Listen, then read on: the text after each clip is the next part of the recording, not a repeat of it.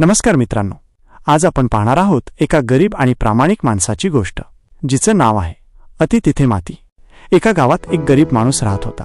तो प्रामाणिक होता, पण खूपच गरिबीमुळे नेहमी दुःखी असायचा.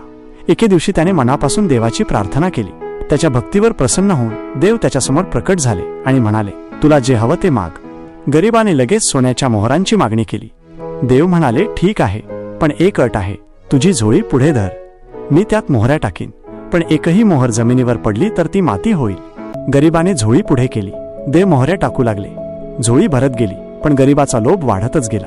तो म्हणू लागला, आणखी द्या, अजून द्या. झोळी ओसंडून वाहू लागली. अचानक झोळी फाटली आणि सगळ्या मोहऱ्या खाली पडल्या. क्षणात त्या सगळ्या मातीमध्ये बदलल्या. गरिबाच्या डोळ्यात पाणी आले, पण आता काहीच उपयोग नव्हता. तात्पर्य: अति लोभ केल्याने हातातलंही निसटतं. अति तिथे माती हे नेहमी लक्षात ठेवायला हवं. गोष्ट आवडल्यास व्हिडिओला लाईक करा आणि चॅनेलला सबस्क्राईब करा.